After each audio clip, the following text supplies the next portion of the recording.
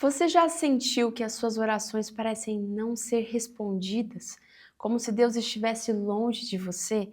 Hoje nós veremos o que Deus espera de nós a partir do texto de Isaías, do capítulo 59 ao 61.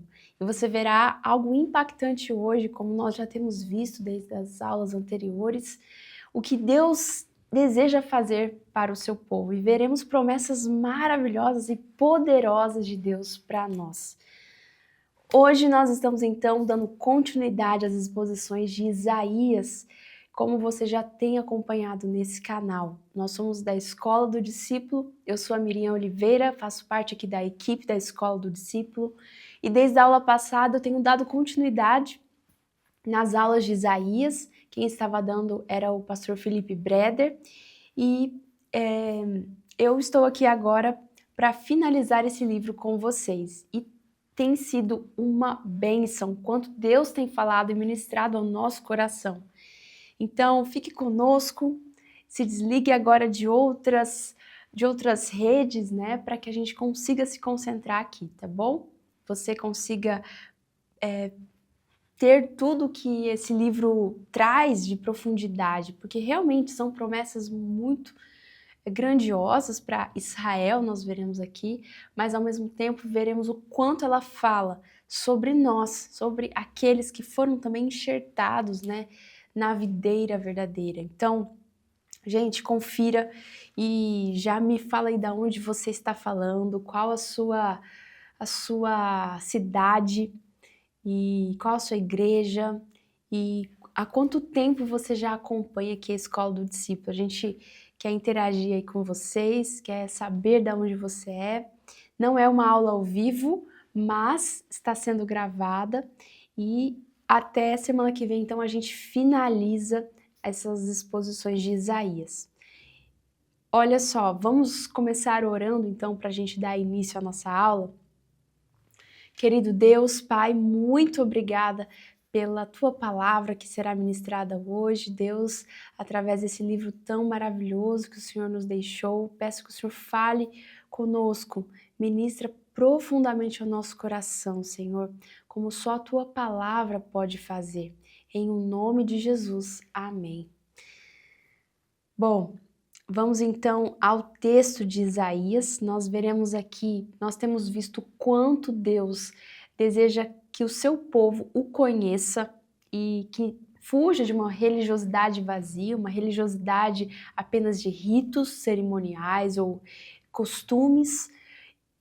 E Deus quer realmente ter um relacionamento conosco profundo, um relacionamento que coloque Ele em primeiro lugar, porque Ele tem mandamentos justos e quando nós nos distanciamos desse Deus que é justo, nós nos tornamos pessoas injustas, pessoas que acabam fazendo injustiças. E o grande caminho que nós percorreremos aqui hoje, nesses 3 capítulos, nós veremos as injustiças que o povo continua cometendo, que Deus mostra como pecado para eles. Em seguida, nós veremos também a glória de Sião. É uma parte muito bonita no qual Deus fala de Sião, que ela resplandecerá às nações. Nós entenderemos isso com mais detalhes. E no último capítulo nós falaremos também, capítulo 61, sobre o ungido que proclama o ano aceitável do Senhor. Nós entenderemos quais as promessas de Deus para Sião e o quanto ela, diante das outras nações do mundo, terá suas bênçãos, as bênçãos que Deus prometeu para ela. E as nações reconhecerão essas bênçãos. Só que calma, a gente vai entender isso com detalhes e vai ser muito interessante entender isso, porque muitas pessoas têm o costume, que eu considero muito errado, né, de idolatrar Israel. Nós somos de uma raiz judaico-cristã, a nossa teologia, né, uma teologia que abrange o Antigo e o Novo Testamento, mas nós precisamos ter cuidado para não elevar Israel a um nível que nem a própria Bíblia eleva. Nós veremos a importância de Israel para as outras nações, mas vamos entender exatamente do que isso se trata, ao invés de criar de retornar aos ritos do Antigo Testamento, que não é o que Deus espera de nós como cristãos, mas entender qual o valor de Israel. Porque Israel tem um valor muito grande, mas a gente precisa entender então qual é o lugar de Israel na nossa vida, na nossa fé, o que esperar de Israel, o que nós podemos crer a respeito de Israel. Então, esse é um texto interessante e quem gosta muito de estudar sobre Israel vai gostar muito dessas aulas aqui de Isaías como um todo, né? Que fala muito sobre as promessas de Deus para o povo de Israel, inclusive as promessas messiânicas. Vamos para o texto então, Isaías 59, versículo 1, ele diz: Vejam, o braço do Senhor não está tão encolhido que não possa salvar, o seu ouvido tão surdo que não possa ouvir, mas as suas maldades separaram vocês do seu Deus. Os seus pecados esconderam de vocês o rosto dele, e por isso ele não os ouvirá, pois as suas mãos estão manchadas de sangue e os seus dedos de culpa. Os seus lábios falam mentiras e a sua língua murmura palavras ímpias. Ninguém pleiteia sua causa com justiça, ninguém faz defesa com integridade. Apoiam-se em argumentos vazios e falam mentiras, concebem maldade e geram iniquidade, chocam ovos de cobra e tecem teias de aranha. Quem comer seus ovos morre, e de ovo esmagado sai uma víbora. Suas teias não servem de roupa, eles não conseguem cobrir-se com o que fazem.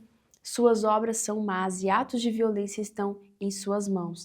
Seus pés correm para o mal, ágeis em derramar sangue inocente. Seus pensamentos são maus, ruína e destruição marcam seus caminhos. Não conhecem o caminho da paz, não há justiça em suas veredas.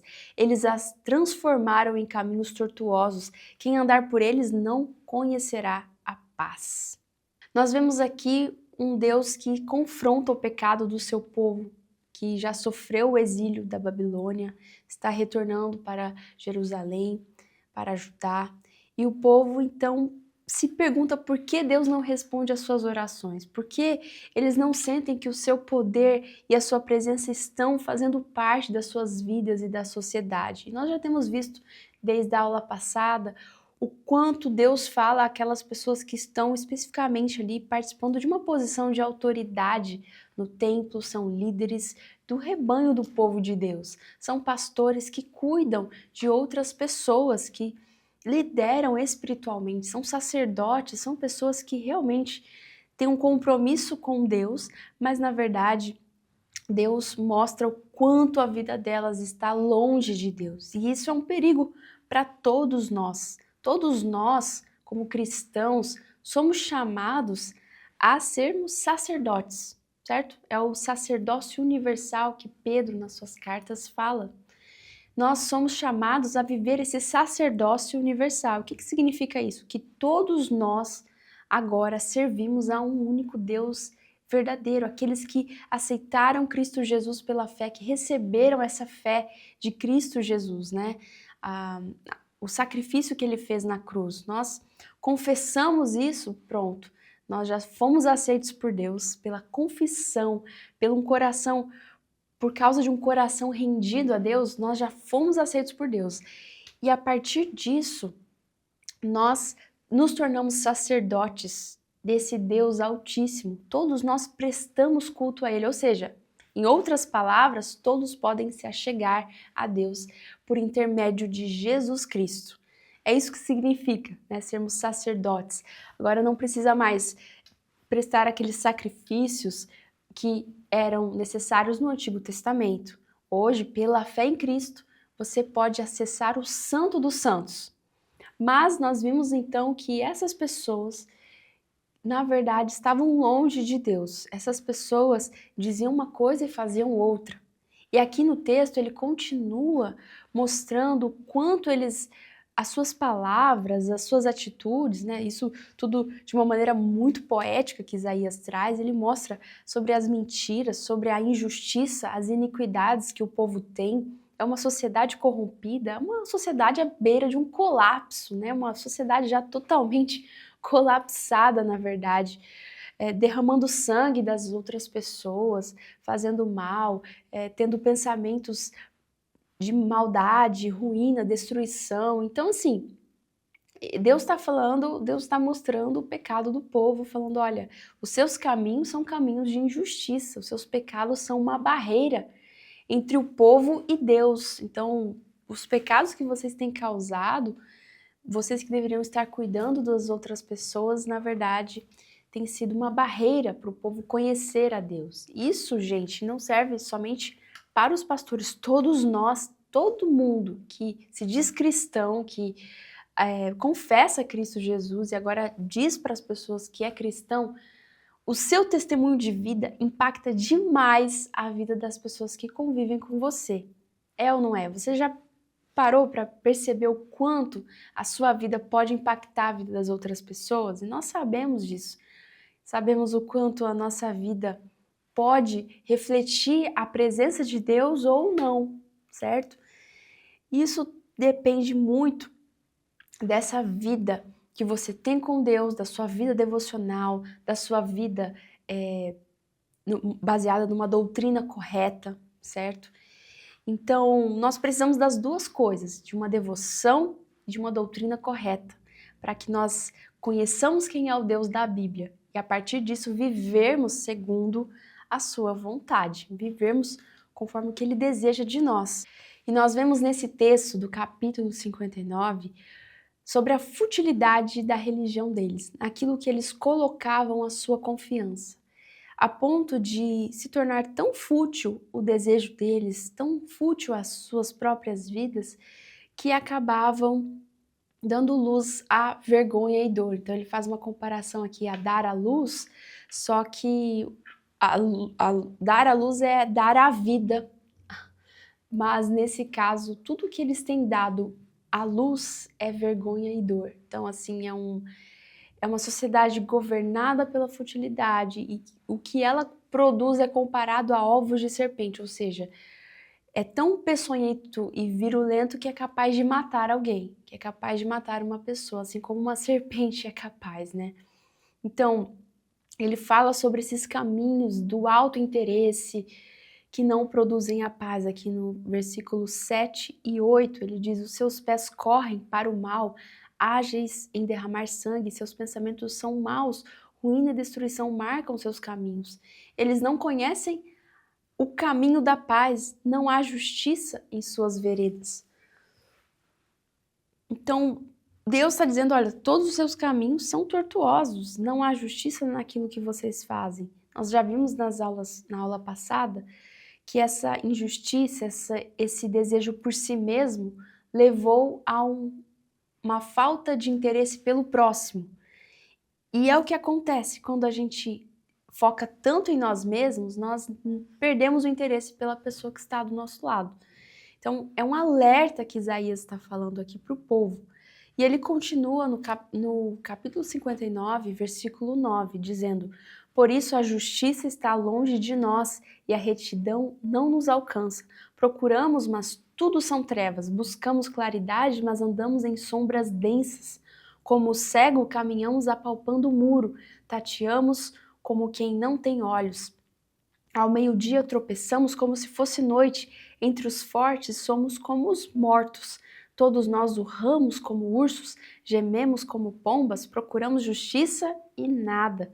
Buscamos livramento, mas está longe. Sim, pois são muitas as nossas transgressões diante de ti, e os nossos pecados testemunham contra nós. As nossas transgressões estão sempre conosco e reconhecemos as nossas iniquidades. Rebelar-nos contra o Senhor e traí-lo, deixar de seguir o nosso Deus, fomentar a opressão e a revolta, proferir as mentiras que os nossos corações conceberam. Assim, a justiça retrocede e a retidão fica à distância. Pois a verdade caiu na praça e a honestidade não consegue entrar. Não se acha a verdade em parte alguma, e quem evita o mal é vítima de sangue. Olhou o Senhor e indignou-se com a falta de justiça. Em todo o texto aqui de Isaías, existe essa associação entre a salvação e a justiça. e o comportamento. Então, se você age com injustiça, é porque você ainda não conheceu a salvação do Senhor. Porque a salvação do Senhor, como nós veremos até o final dessa aula, ela está intrinsecamente ligada à justiça. A salvação, ela não é simplesmente um livramento da culpa do seu pecado ou dos seus pecados. A salvação, ela não somente te livra do peso do pecado, da culpa dele, mas ela te concede um agir justo. Então agora você recebeu uma nova vida para você então agir com justiça e não mais continuar agindo com injustiça, entende? Não é somente um livramento da sua vida passada, ou seja, aquilo que aconteceu, tá perdoado, beleza, e é isso. Não. Você foi perdoado, com certeza, você foi perdoado pela obra que Deus fez na sua vida, pela fé em Cristo Jesus, na cruz do Calvário, que Ele fez por você, pagou todos os seus pecados, os nossos pecados, mas não para por aí. Ele te deu uma nova vida para que agora você possa viver com justiça.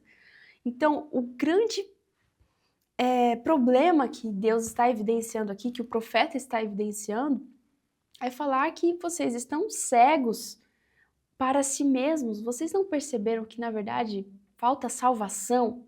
Vocês se dizem meu povo, mas, na verdade, vocês se apoiaram nos rituais, achando que isso fosse os salvar, mas, na verdade, não. Isso não tem poder nenhum de te salvar. O que realmente te salva é crer em mim e obedecer os meus mandamentos, porque não adianta você apenas dizer que crê, mas a sua vida realmente vai ser transformada à medida que você depositar a sua vida e a sua confiança totalmente nos meus mandamentos. É o que a Bíblia está falando aqui, né? É o que Deus está falando para nós. Não adianta, gente, a gente só falar que é crente, falar que nossos pecados foram perdoados. Nossa vida agora tem que apontar para uma nova direção, para uma vida de alguém que foi perdoado e não quer mais cometer os mesmos erros, né? Então, é um livro que proclama grandes verdades aqui, ao mesmo tempo nos acusa do nosso pecado, das injustiças, e é uma maneira mesmo da gente olhar esses textos e falar, Senhor, assim como Isaías viu que os seus lábios eram impuros, estava diante de alguém que não tem, né, injustiça, que é o Senhor Deus, ele estava na presença de Deus e viu que Deus era extremamente puro, e ele, por causa da pureza de Deus, ele viu a sua impureza, a pureza dele mesmo. Então, Senhor, como está a minha vida hoje? Se eu olhar agora para a minha vida, o que eu posso tirar dela? O que eu posso colocar isso diante do Senhor? O que deve ser mudado na minha vida hoje? Então, as pessoas às vezes têm lidado com as suas vidas como alguém sem esperança. Talvez você mesmo olhe para você e veja que parece que não há esperança, porque da mesma forma como o povo se apegou a algo vazio, hoje talvez você se depare com uma religião que você se apegou, mas na verdade foi vazia, porque você se apoiou a sua confiança, na verdade, nos seus próprios esforços, mas na verdade você deveria ter apoiado a sua confiança na fé em Jesus Cristo. E há uma grande diferença, não é mesmo? No próprio Novo Testamento, nós vemos Jesus acusando os líderes fariseus, aqueles que eram doutores da lei, aqueles que sabiam muito, mas na verdade as suas vidas eram hipócritas. E o quanto Deus desejava, e ele mostrava ali por meio da parábola do filho pródigo, a diferença entre um filho que saiu de casa e tinha tudo, mas saiu de casa, quis abandonar os mandamentos do seu pai, e aquele que ficou em casa, mas contrariado. Então, quem somos nós nisso tudo? Será que nós somos aquele que continua em casa, mas está contrariado? Continua participando de uma vida religiosa, de uma vida de igreja, mas está contrariado no seu coração? Qual deve ser a sua satisfação? A sua satisfação é no Senhor. A sua satisfação deve estar no Senhor, porque não adianta a gente estar na igreja, mas estar alienado de Deus. Isso não faz sentido algum. E isso é o que acontece quando nós vivemos uma grande mentira na nossa vida. Quando vemos aqui no versículo 13, né, algo muito interessante. Eles viviam essa grande mentira e achavam que poderiam ser plenamente humanos sem depender de Deus, sem depender do próprio Deus. Mas Deus, o que Ele realmente deseja fazer em nós é nos tornar verdadeiramente humanos. Até C.S. Lewis tem uma frase nesse sentido, que eu não vou lembrar agora, mas a essência da frase é essa, né, de que Jesus veio nos tornar verdadeiramente humanos e não pessoas mais religiosas. E é algo interessante para a gente aprender, né, porque às vezes a gente acha que a nossa vida na igreja é para nos tornar pessoas mais religiosas. E não é para isso, porque nós já somos extremamente religiosos. Então, o grande desafio para nós é colocar o nosso coração, é moldar os nossos amores, os nossos desejos na direção em que Deus nos traçou a caminhar, o caminho de Cristo, que é o único caminho. Só existe um caminho para a gente se achegar a Deus. E esse caminho vai exigir tudo de nós, que a gente adestre esses amores nossos, né? Nos alinhe ao que realmente Deus quer que a gente ame, que é Ele em primeiro lugar, e as demais coisas serão acrescentadas. Só que eles estavam invertendo essa ordem, eles estavam amando muito as coisas desse mundo, aquilo que eles poderiam ter, e se perderam nesses amores, porque eles se viram destruídos pelos seus próprios impulsos. Então, imaginavam que estavam amando a Deus somente fazendo uma porção de ritos. Então deu para entender bem essa parte, né? E a gente poderia ficar aqui um tempão falando disso, porque realmente tem muita coisa para a gente refletir sobre a nossa própria vida. Mas vamos dar continuidade para a gente ir até o fim nessa aula aqui. Ele viu que não havia ninguém, admirou-se porque ninguém intercedeu, então seu braço lhe trouxe livramento e a sua justiça lhe deu apoio. Usou a justiça como couraça, pôs na cabeça o capacete da salvação, vestiu-se de vingança e envolveu-se no zelo como uma capa. Conforme o que fizeram, lhes retribuirá. Aos seus inimigos, ira, aos seus adversários o que merecem, às ilhas a devida retribuição. Desde o poente os homens temerão o nome do Senhor, e desde o nascente a sua glória, pois ele virá como uma inundação impelida pelo sopro do Senhor. O Redentor virá a Sião, aos que em Jacó se arrependerem dos seus pecados, declara o Senhor. Quanto a mim, esta é a minha aliança com eles, diz o Senhor, o meu espírito que está em você e as minhas palavras que pus em sua boca não se afastarão dela, nem da boca dos seus filhos e dos seus descendentes e dos descendentes deles, desde agora e para sempre. Nós vemos nesse pedaço aqui de Isaías que ninguém intercedeu, ninguém buscou o Senhor. Todos estavam longe do Senhor. E por Israel ser tão incapaz de corresponder à vontade de Deus, de buscá-lo genuinamente, de buscar a justiça, de praticar a justiça, Deus então, Ele mesmo procurará fazer e ser a própria solução. Ele mesmo vai dar uma solução para o povo. Já que vocês não podem praticar a justiça, então o Redentor virá a Sião. O Redentor virá aos que em Jacó se arrependerem dos seus pecados. Então, Ele mesmo vai dar o seu Espírito que está em você e as minhas palavras que pus na sua boca. Você falará essas palavras. E os seus filhos também, desde agora e para sempre. Então, Ele mesmo vai trazer a solução. Ele mesmo será o libertador de Israel. Ele é a própria promessa de Israel, aquilo que Israel nem imaginava.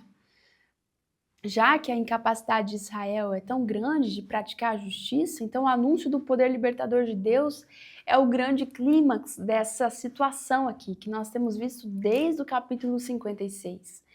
Então, se Israel é incapaz de derrotar o seu pecado, Deus vai fazer.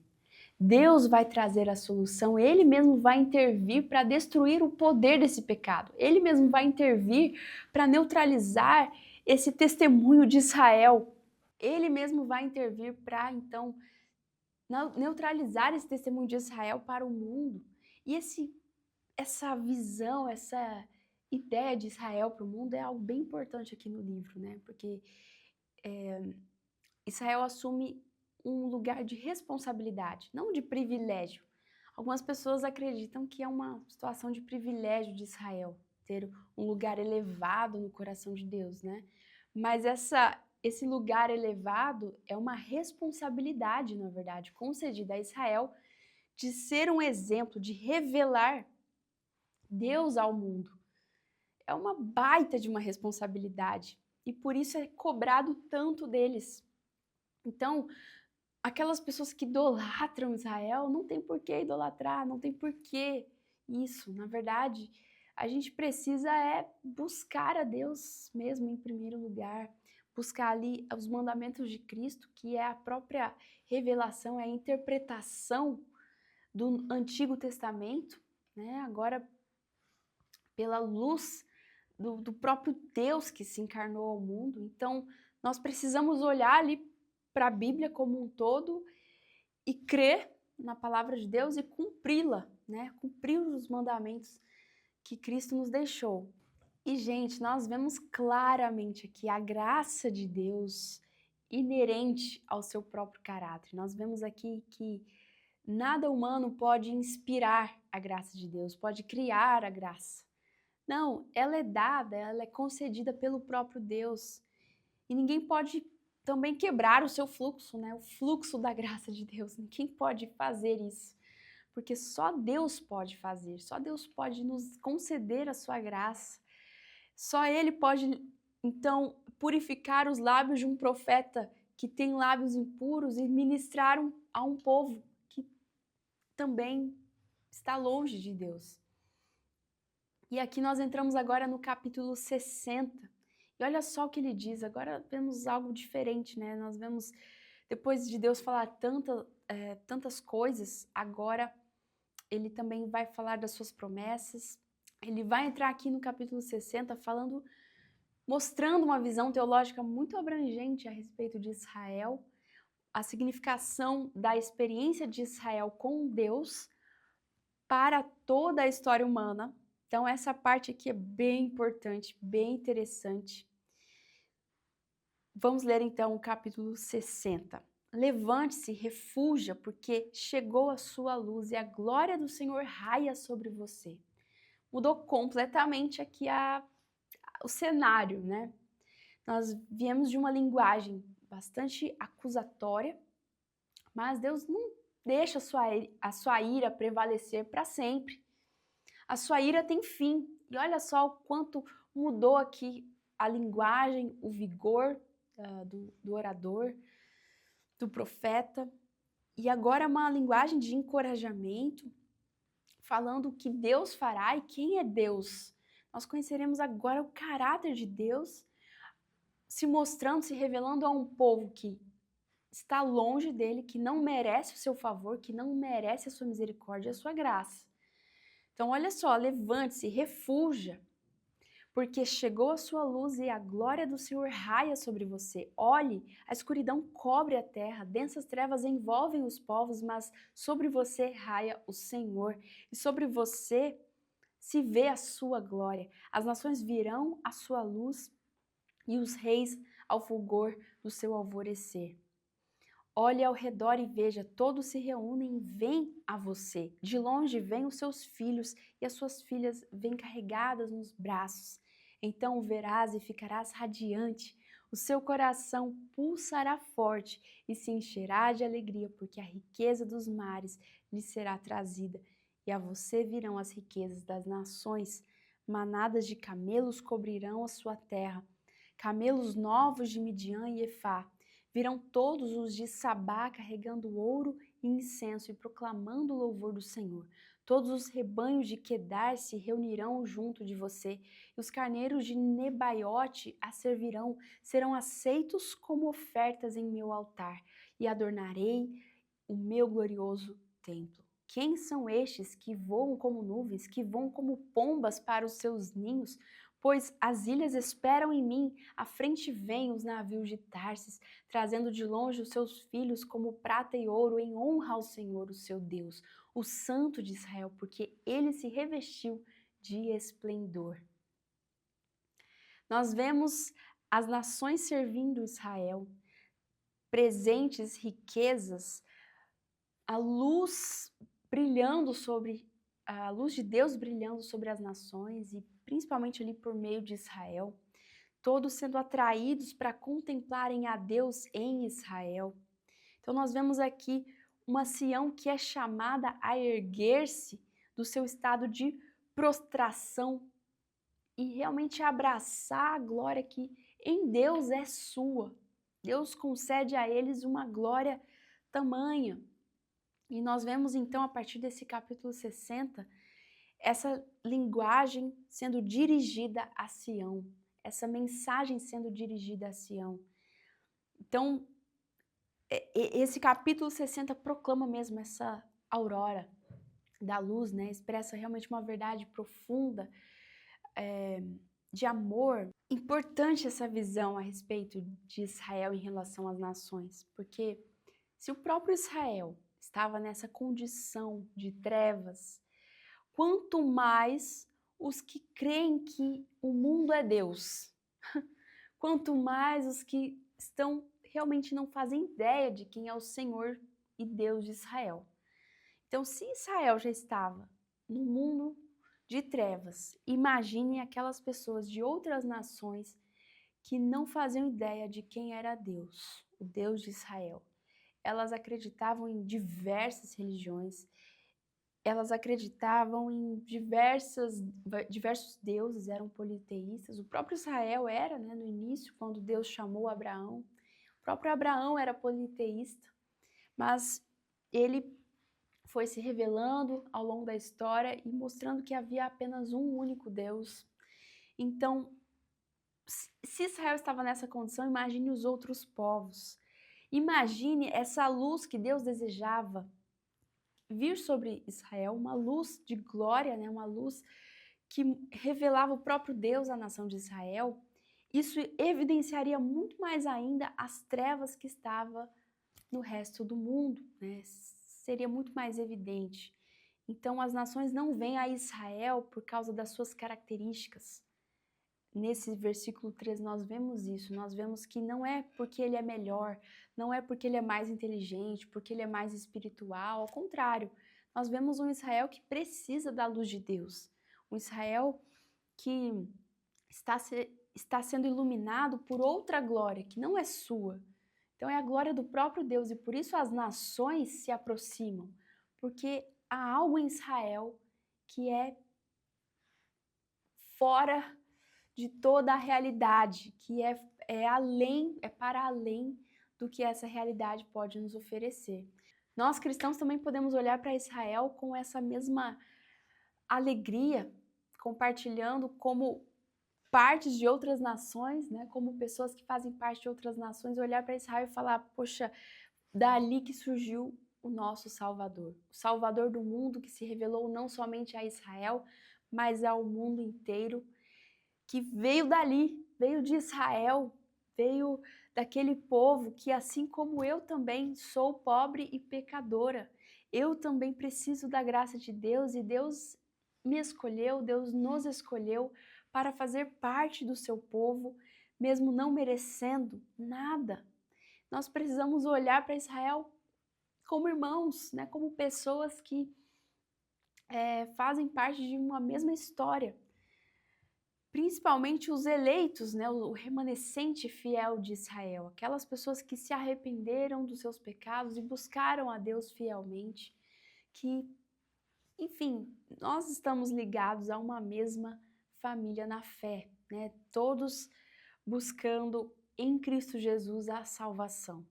Então, vemos nesses versículos 4 e 5 uma verdade, sim, escatológica, né?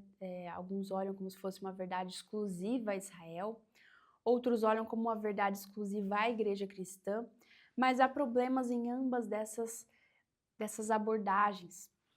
Quando nós lemos lá no 4 e 5, esse versículo 4 e 5 nos mostra algo muito interessante, né? Quando ele diz aqui sobre, olha ao seu redor, todos se reúnem e vêm a você, de longe vêm seus filhos e filhas, então verás e ficarás radiante, o seu coração pulsará forte, se encherá de alegria.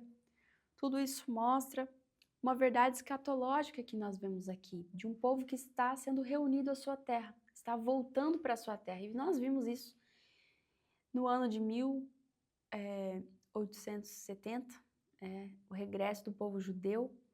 Vimos também a nação de Israel se tornando nação em 1950, se eu não me engano, 45.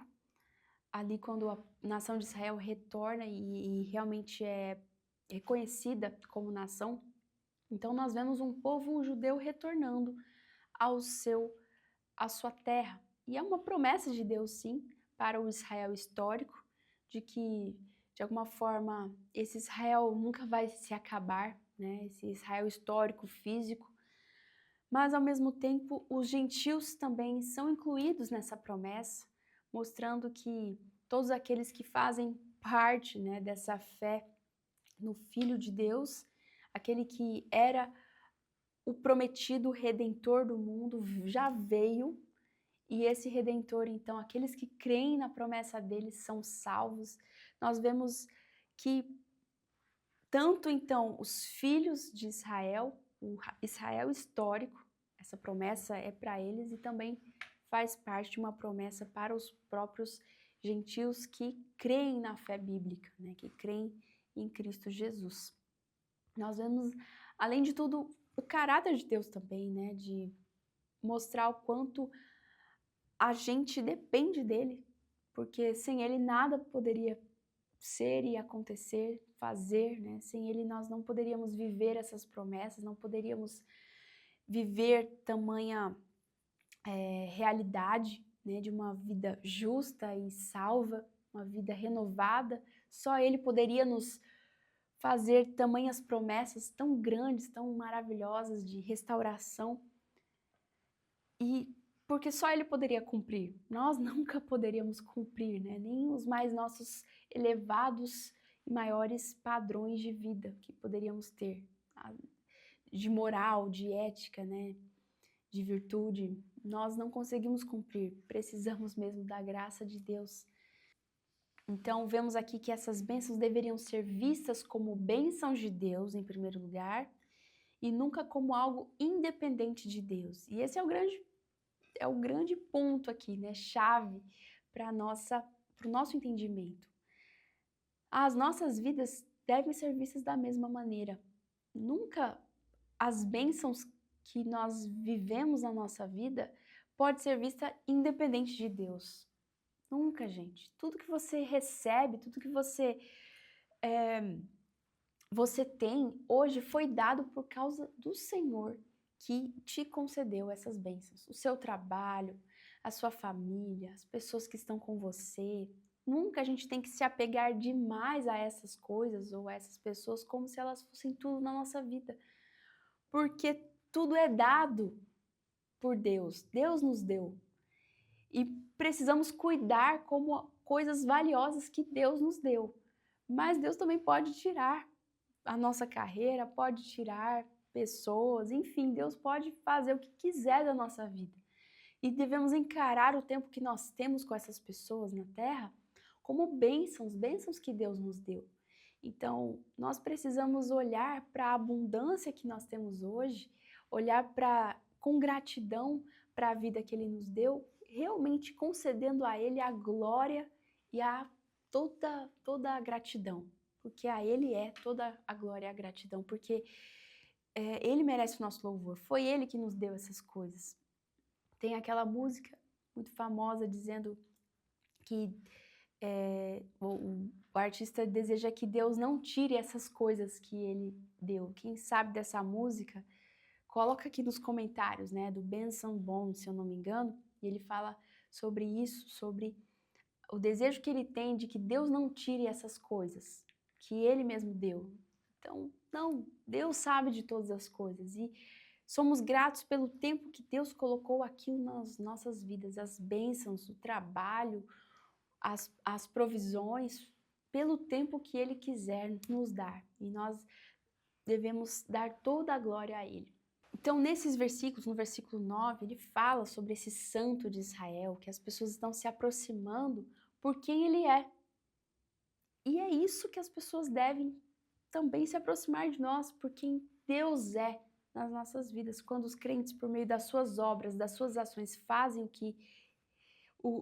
fazem Deus parecer menos do que ele é, ou seja, menos santo do que ele é, então isso é uma grande tragédia. Quando o nosso testemunho de vida revela um Deus que parece que não existe, ou que é pequeno, quando as nossas obras e as nossas ações também revelam o oposto, né, de que é uma obra de amor, são ações de amor, nós vemos, poxa, Deus existe naquela pessoa, o Deus dela é grande, o Deus dela é poderoso. Então, nós não vivemos mais para nossa glória, nós vivemos agora para revelar Deus ao mundo, a sua transcendência e a sua imanência. E da mesma maneira, nós devemos evidenciar em obras e em ações esse Deus poderoso e amoroso que existe. E ele continua no versículo 10: estrangeiros reconstruirão os seus muros e seus reis a servirão. Com ira eu a feri, mas com amor lhe mostrarei compaixão. As suas portas permanecerão abertas, jamais serão fechadas dia e noite, para que lhe tragam as riquezas das nações, com seus reis e sua comitiva. E agora ele fala da glória do Líbano que virá a você. Então ele fala dessas outras nações, desses outros lugares que virão e encontrarão esse prazer no Deus de Israel, né? Sião, do Santo de Israel, a cidade do Senhor, eles se curvarão aos pés, né, de Deus. Então, em vez de abandonada, agora Deus restaura a figura dessa cidade de Sião. Sem que ninguém quisesse percorrê-la, farei de você um orgulho, uma alegria para todas as gerações. Você beberá o leite das nações, será amamentada por mulheres nobres. Então você saberá que eu, o Senhor, sou o seu Salvador, o seu Redentor, o poderoso de Jacó. Então as nações virão por causa do Senhor e não por causa de Israel. E aqueles que um dia destruíram o templo, então, reconstruirão e pedirão misericórdia. Nós vemos aqui, então, o profeta prometendo a Israel a sua restauração. Aqueles que um dia destruíram você vão restaurar. Os seus filhos vão restaurar essa nação. E aqui é um princípio espiritual interessante para nós. À medida que nós buscamos honra para nós mesmos, nós encontraremos destruição. Mas quando nós buscamos a honra do Senhor Deus, nós encontraremos honra para nós mesmos. Quando nós dermos honra a Deus, amarmos em primeiro lugar, Ele vai providenciar as outras coisas para a nossa vida. E as pessoas virão a nós por causa do Deus que existe nas nossas vidas. Agora, quando nós buscamos honra para nós, na verdade, nós colheremos destruição. Então, nós precisamos crer, né, no que Deus está falando aqui. E assim como Israel buscou honra para si mesmo, na verdade ele colheu destruição. Só que o próprio Deus está se mostrando, se revelando como o Redentor de Israel. Fala: Israel, você não merece, mas eu estou te honrando e as nações virão para te abençoar. Não por causa de você, mas por causa de mim, por causa de quem eu sou. Então, gente, Israel precisa centralizar a sua vida em Deus novamente. E assim nós também precisamos honrar a Deus sobre todas as coisas, amá-lo e crer nessas promessas, que em vez de ser uma cidade abandonada e odiada, agora nós seremos como pessoas abençoadas. Aqueles que foram rejeitados, agora eles terão salvação, e não é qualquer salvação, é salvação eterna. E ele promete essas coisas à cidade de Sião, mostrando as suas promessas, né? O amor e o cuidado de Deus nunca falham para Sião. Parece que ela viveu um aparente abandono, mas agora ela vive um momento de glória, né? O que Deus promete a essa cidade.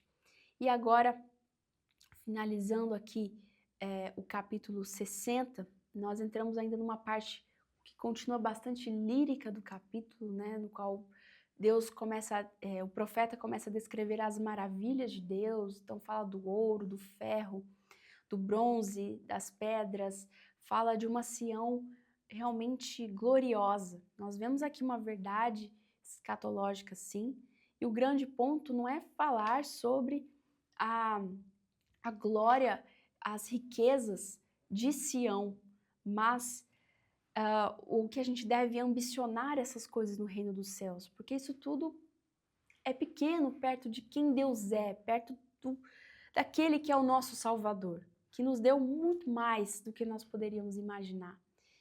Então, ele fala de uma glória exuberante aqui, porque ele é um Deus bom, porque ele é bom, porque ele é generoso, porque ele é misericordioso, entende? Mas quem merece toda a glória é o próprio Deus.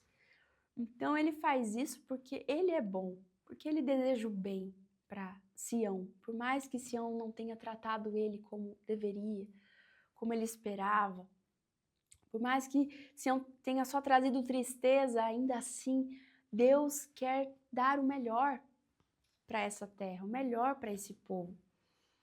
Então ele fala de promessas muito maravilhosas, de que vai trazer renovo, de que vai concretizar suas promessas, vai trazer paz e justiça que só ele pode dar, né? Só Deus pode dar. Então, os versículos 19 e 20 são esse clímax desse texto, quando ele diz: o sol não será mais a sua luz de dia, e você não terá mais o brilho do luar, pois o Senhor será a sua luz para sempre. O seu Deus será a sua glória, o seu sol nunca se porá e a sua lua nunca desaparecerá, porque o Senhor será a sua luz para sempre, e os seus dias de tristeza terão fim. Esse é o ponto central aqui do versículo, porque ele mostra que Deus é a sua luz, Deus é a maior bênção que você já recebeu. O sol e a lua não serão mais necessários. Parece que a gente não consegue imaginar uma vida sem o sol e a lua, né? A gente não consegue imaginar uma realidade sem o sol e a lua, mas se Deus diz que nem o sol nem a lua serão necessários, ele sabe o que ele está dizendo. Porque nós sabemos o Deus que criou todas as coisas, nós sabemos o poder que ele tem, a grandeza que ele tem. Então, assim também os seus dias de tristeza terão fim. Aquele que estava em luto não estará mais em luto. O choro pode durar uma noite, mas a alegria vem pela manhã, como diz em Salmo, né, no capítulo 30, versículo 5. Então nós vemos promessas maravilhosas de Deus aqui. E Deus deseja que nós possamos ser também essas pessoas que reflitam o caráter dele. Nós possamos ser o povo de Deus que reflita as promessas de Deus, a vida de Deus, esse amor, essa generosidade, essa misericórdia para com as pessoas. E assim as pessoas saberão que nós somos, né, verdadeiros filhos de Deus, discípulos de Cristo. Isaías capítulo 61, agora ao entrarmos nele, nós veremos o anúncio desse servo Messias. Vamos falar dele mais uma vez, né? Isaías já foi abordado isso anteriormente, e aqui ele retoma um pouco sobre isso e conclui com um convite para que o povo possa realmente tomar posse da salvação que Deus lhe tornou disponível, que abracem isso de todo o coração, né? Como o povo que eles são, o povo santo do Senhor. No versículo 1 diz: o Espírito do Soberano, o Senhor, está sobre mim, porque o Senhor ungiu-me para levar boas notícias aos pobres, enviou-me para cuidar dos que estão com o coração quebrantado, anunciar liberdade aos cativos, libertação das trevas aos prisioneiros, para proclamar o ano da bondade do Senhor e o dia da vingança do nosso Deus, para consolar todos os que andam tristes e dar a todos os que choram em Sião uma bela coroa em vez de cinzas, o óleo da alegria em vez de pranto, um manto de louvor em vez de espírito deprimido. O servo do Senhor, que antes foi abordado nos capítulos anteriores em Isaías, vemos aqui como alguém que está diretamente associado à figura do Messias, aquele que vai restaurar, aquele que vai trazer a obra completa do estabelecimento da justiça, aquele que vai solucionar toda a injustiça que existe e que vai finalmente se revelar aos corações, aos que estão com corações quebrantados, aqueles que são pobres, né? Pobres não somente financeiramente, mas os pobres de espírito que reconhecem que precisam de Deus. Deus vai levar as boas novas a essas pessoas, anunciar liberdade aos cativos, libertação aos prisioneiros, né? Deus vai se revelar de forma poderosa a essas pessoas. Então, é unção e enchimento, ele unge e enche. E essas são características que em alguns momentos no Antigo Testamento foram direcionadas à realeza, foram direcionadas a pessoas específicas, por exemplo, Saul, também Davi, e também quando Davi fala, retrata a sua dinastia como alguém como Messias, tem a ver diretamente com o servo aqui de Isaías. Então, o Messias está totalmente associado com essa obra do servo, aquele que está aqui para fazer, para cumprir a obra do servo. E qual é a obra desse servo? É justamente a proclamação das boas novas. Não se restringe a um livramento da Babilônia daquele tempo, que era o público direto de Isaías, mas também das boas novas de Deus, o triunfo sobre o pecado, sobre as injustiças desse mundo. Então não é apenas um pregador de boas novas, ele mesmo são as boas novas, ele mesmo é a resposta, é a solução para o povo, ele está se apresentando assim. E ele continua no versículo 4, dizendo: eles reconstruirão as velhas ruínas e restaurarão os antigos escombros, renovarão as cidades arruinadas que têm sido devastadas de geração em geração. Gente de fora vai pastorear o rebanho de vocês, estrangeiros trabalharão em seus campos e vinhas, mas vocês serão chamados sacerdotes do Senhor. E ele continua no versículo 7, em lugar da vergonha que sofreu, o meu povo receberá porção dupla. Ao invés da humilhação, ele se regozijará em sua herança, pois herdará porção dupla em sua terra e terá alegria eterna. Quando ele fala dessa porção dupla, é a mesma promessa quando ele se dirigia em Deuteronômio aos seus filhos que lhe dessem muito orgulho. Ele teria, o pai poderia proporcionar uma porção dupla da promessa, né? Que segundo a sua condição. Então, olha só que lindo, né? Quando a gente vê um Deus que é extremamente generoso para com o seu povo. No versículo 9, seus descendentes serão reconhecidos entre as nações e a sua prole entre os povos. Todos os que os virem reconhecerão que eles são um povo abençoado pelo Senhor. É grande o meu prazer no Senhor, regozija-se a minha alma em Deus. Novamente, nós vemos os povos se reunindo para ver a glória do Senhor em Sião, em Israel. E reconhecendo que o seu prazer está no Senhor. Nós vemos uma promessa aqui grandiosa, que não é somente para Israel, você entende isso?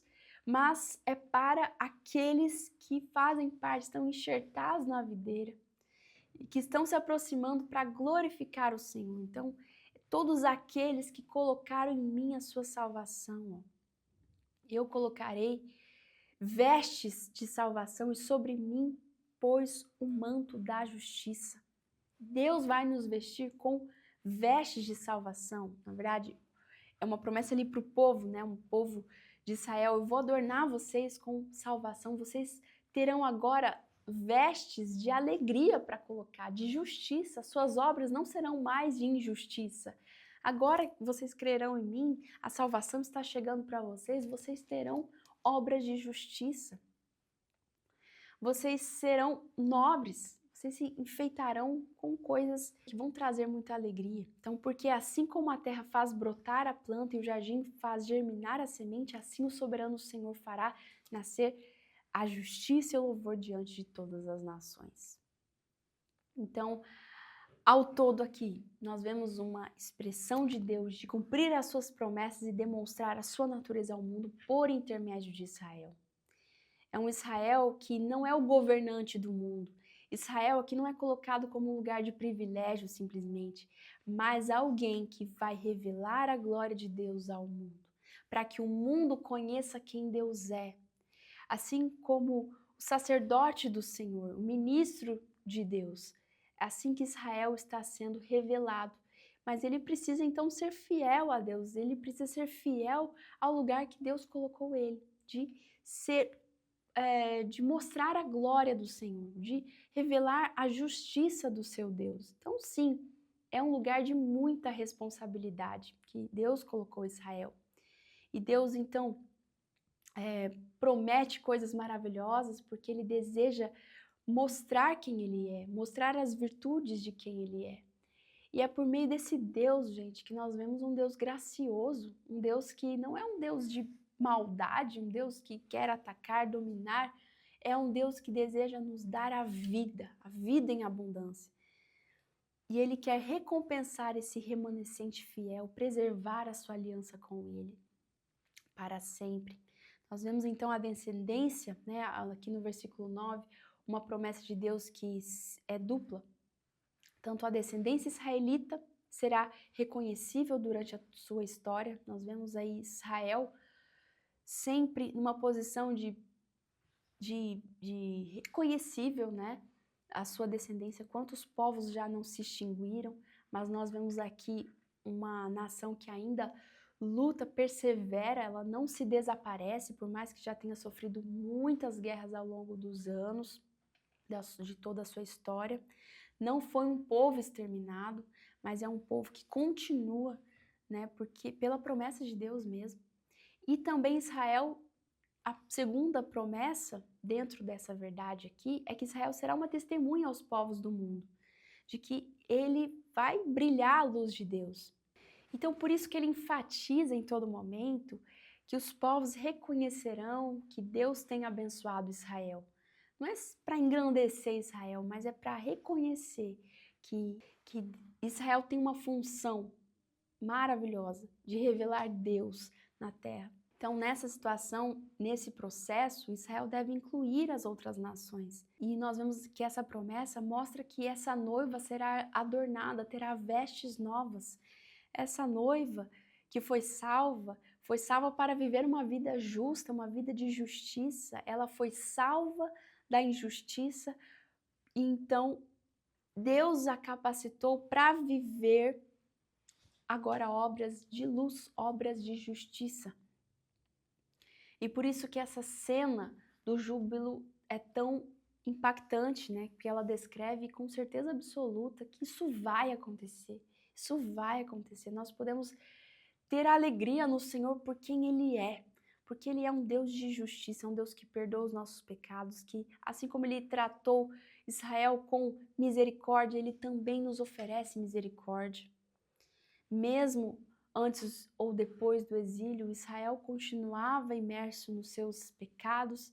Nós também somos essas pessoas que precisam da graça de Deus, precisamos ser encontrados pela graça de Deus. E da mesma maneira como a terra vai produzir novamente as sementes que forem plantadas, Deus, que é o dono da criação, Ele sim, que vai fazer gerar todas essas sementes, todas as promessas serão cumpridas. Nós vemos muitas promessas aqui escatológicas que serão cumpridas no fim dos tempos, quando Cristo voltar e veremos toda essa glória de Sião, mas até esse dia, nós precisamos conservar o nosso coração guardados na graça de Deus, que Deus é o único que pode nos dar o dom da vida, o dom de trazer-nos a uma vida nova, nos dar uma segunda chance, né? Uma chance para recomeçar. E a certeza da sua vinda é maravilhosa, é absoluta, porque nós sabemos quem prometeu. E aquele que prometeu é fiel para cumprir. Assim como ele já veio, ele vai retornar. Amém? Esta foi a nossa aula em Isaías, do capítulo 59 ao 60 e 61, né? E nós continuaremos então com a próxima aula dando sequência ao finalzinho então deste livro tão impactante. Me fale aqui nos comentários como tem sido isso para você, essa mensagem aqui de Isaías, o que tem impactado a sua vida. E espero que você tenha sido muito abençoado. Até a próxima aula. Deus abençoe você.